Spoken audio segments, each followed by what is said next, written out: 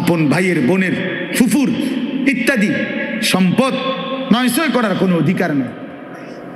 ওই লোক জালেম, ওই লোক একেবারে নিকৃষ্ট, একদম নিকৃষ্ট, একদম পচা মানুষ, একেবারে শ্রেষ্ঠ জালেম যে আপন জনের হক নষ্ট করে, আপন জনের হক নষ্ট করে। আপন বোন সম্পত্তি চাইছে, বাবার পৈতৃক ওয়ারিস সম্পত্তি নিবাগা, বইন বাগি না আর আইতা না, আর আইতা না, আর খাইতা না আমগো ভাই, একবারে বুঝ করে নিগেবা নাকি? সারা জীবন বড় করলাম, ভাই হিসাবে আদর করলাম, বিয়ে শাদী দিলাম, অনার বাইছিল না, জালেম। এই ডাকাত কি কইল বেটা? তো বোনের ব্যাপার বল, তো বেটা ডাকাত, তুমি এটা কি বললা? এটা সে বুঝাইতে চাইলো যে এই গ্রামের যেই কোনো মানুষ আমার বাড়িতে ভাত খাইতে হইলে খাইতে পারবে এমনি, কিন্তু আপন বোন আর বাগিনা তারা যদি আমার বাড়ির দুগা ভাত খাইতে হয় জমি দিয়া খাইতে হইবে। কথা বোঝেন নাই? জমি নিতে না তোমরা, তোমরা না আইবা পরে ভাত খাইবা? কত বড় নিকৃষ্ট জালেম বেটা! তোর গ্রামের কত মানুষ তোর ঘরে খায়, কই তারা তোর জমি দিয়ে খাইছে? তো তুমি আপন বোনের বেলায় এটা কইলা কেন? আপন বোনের বেলায় এটা বললা কেন? আপন বোনের হক দিলা না কেন? কার জন্য আটকাইলা? ওই ছেলে মেয়ের জন্য? ওরা তোমারে মনে রাখবে? এই সম্পত্তি তোমার থাকবে? তো কি বাবা, কি ফায়দা হইল বলেন? বলেন, এক বিগত জায়গা ছেড়ে দিলে আপন ভাইয়ের বাড়ির রাস্তাটা হয়ে যায় না? দিত না? এই গাছ কান কাটতে লাইলে এমদের রাস্তাটা আইসা পড়ে না? দিত না? কেন? অসুবিধা কি? মনে করেন আমনের সে তো আমার ভাই, আল্লাহর জন্য দুনিয়া একটু ছেড়ে দিলে কি হয়? দুনিয়া এমনি ছাড়তে হবে না? কথা বলেন না কেন? আপনিও থাকবেন না, দুনিয়াও থাকবে না। এটা সত্য কিনা বলেন? একদিন আমিও থাকবো না, একদিন এই পৃথিবীও থাকবে না। কাল্লা ইদা দুক্কাতিল আরদু দাক্কান দাক্কা, আল্লাহ বলে সাবধান বান্দা, মনে রেখো আমি কিন্তু এই জমিন পাথরের মতো চূর্ণ বিচূর্ণ করে ফেলব, পাউডার বানায় ফেলব। তো কেন তুমি এই কামরা কামড়িটা করলা? কেন হক দিলা না? কেন আমনের ক্ষমতা দেখাইলেন? দলিলের মার ফেস আমনে বুঝেন, অথবা টেয়া দিয়া পয়সা দিয়া হদ্দার মাতব্বরের কইয়া বাটপারি করে আমনে নিয়ে নিলেন আর এই 2 শতক।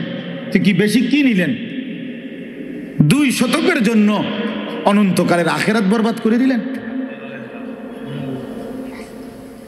5 শতক জমির লেগা 10 দুনিয়া বরাবর জান্নাত ত্যাগ করে দিলেন। আস্তাগফিরুল্লাহ! কি করলেন? কি করলেন? এই জন্য বাবা, কোনোভাবেই আপন জনের হক, এটা বান্দার হক। বান্দা এক বাপ মারা যাওয়ার পরে বাপের কিনা যদি 1 কেজি লবণ নুন থাকে ঘরে, আল্লাহর কসম ভাই বোন সবার উপরে শরীয়ত সম্মতভাবে এই নুন বন্টন করে দেওয়া ফরজ। এটাই শরীয়ত। নুন, নুন, জি জি, লবণ। আপনি তো হুদা মনে করছেন জমি, বাড়ির ভিটা, এই যে বসত ভিটা যেটা, এটা 100 বোনের হক, ভাই বোন সবার হক।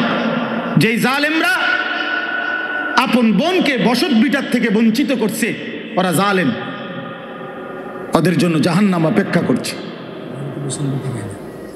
এটা নিজেরা কোত্থেকে এই গাঁজাখুরি কথা কোত্থেকে বানাইছে জিজ্ঞাসা করো। বলেন নি, এখন প্রতিবাদ করেন। আমি আর কোনোদিন আসতাম না আপনার এলাকায়। কি হয়েছে? কথা বলেন না। আর কোনোদিন নাহলে আসলাম না। আর কি আপনি বাঁচবেন কয়দিন, আমি আর বাঁচবো কয়দিন? আল্লাহ বলেন বাবা, আপনি বাঁচবেন কয়দিন, আমি বাঁচবো কয়দিন? কে বানায় নিল এই কথা যে আপন বসত বিটায় বোনেরা পায় না। এত বড় মিথ্যা কথা, গাঁজাখুরি কথা আসমানের নিচে জমিনের উপরে পৃথিবীর কোনো কিতাবে নাই। এই সমাজের বানানো কথা এটা। আমি আমার বোনের সম্পত্তি যখন দিছি, এই বসতের কসম আল্লাহ, আমার বোন অবাক, তিন বোন বোনেরা আমার বড় বোন কিতারে কস ভাই, এ কথাতে জীবনে প্রথম শুনলাম। আমি বলি 100 বোন, বাবার এই পৈতৃক যে ভিটা, এখান থেকে আপনারা আপনাদের অংশ নিয়ে যান। আপনি যদি বিশ্বাস না হয়, কারো দরকার আমার বোনের নাম্বার দেই, কালকে ফোন দিয়ে। হ্যাঁ চলেন, খামখেয়ালি মনে করছেন দুনিয়া। আপনিও মরে যাবেন, আমিও মরে যাব, দুনিয়াও থাকবে না, আমিও থাকবো না। তো হিসাব দিতে হবে না? কথা বলেন না কেন? তো কি মনে করছেন আখেরাত? 1.25 লক্ষ আম্বিয়া যে আখেরাতের হাসরের ময়দানের ভয়ে কানছে মিয়া, সেই মাঠের নাম হাসরের মাঠ। 1.25 লক্ষ নবী, আদম থেকে রসুল সাল্লাল্লাহু আলাইহি সাল্লাম পর্যন্ত হাসরের মাঠের ভয়ে কানছে। রব্বি লা তুখজিনি ইয়াওমা ইউবাসুন ইয়াওমা লা ইয়ানফাউ ওয়ালা মালুন ওয়ালা বানুন। এই যে ইব্রাহিম নবী বলছে, আল্লাহ হাসরের ওই কঠিন ময়দানে আমি ইব্রাহিম রে বেইজ্জতি করেন না, দোয়া করছি। আপনার কাছে হয়তো মনে হইব এখন, হুজুর ইডি কইয়া ওনার ফেঁস লাগাইলো সমাজটার মধ্যে। হ্যাঁ, আমি এক জায়গায় বিয়ার সুন্নত তরিকা বলছি, আর হুজুর অনিডি নতুন করে কইয়া ফেঁস লাগাইন। রাসূলুল্লাহ সাল্লাল্লাহু আলাইহি সাল্লামের সুন্নত বিবাহ কিভাবে হবে এটা আমি বলাতে বললো যে এটা ফেঁস লাগাইন না, কথা কইেন না, যে এমনি চলছে এমনি চলতে দেন। যে বেটা বলছে বেটার এখানে টাই পরা, স্যুট পরা, পরে আমি বললাম আঙ্কেল অবশ্যই আমি ফেঁস লাগানো ঠিক হবে না, এই জন্য আমি দয়া করে বিয়েটা পড়াইলাম না, আমনে মেহেরবানি করে বিয়েটা পড়ান।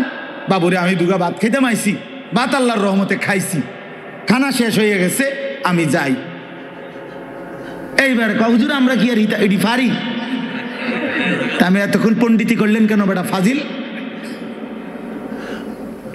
কথা বলেন, আমনে না কইলেন, আমি আমারটা কইলে ফেঁস লাগবো সমাজে, তো আমনেরটা করেন, আমনে বিয়ে পড়ো, আমার সমস্যা, আমি তো ভাত খাইছি, দইও খাইয়ে লাইছি, আমার বুঝ হয়ে গেছে, আমি যে খানার বুঝ পাইছি তো সারছে তো। হ্যাঁ, এই জন্য বাবা আমি হয়তো একটু শক্ত বলে ফেললাম আর কি, এই ওজনে কম দেওয়া, কাউকে ঠকানো, এটা একটি নিকৃষ্ট অপরাধ, এর জন্য জাহান্নাম। কোরআনুল কারীমের মধ্যে পৃথিবীর ইতিহাসে আল্লাহ তাআলা বহু নবীর সম্প্রদায়কে আল্লাহ তাআলা আযাব দিয়ে একবারে চিরতরে ধ্বংস করে দিয়েছেন পুরা জাতি, এমন ইতিহাস কোরআন শরীফে আছে।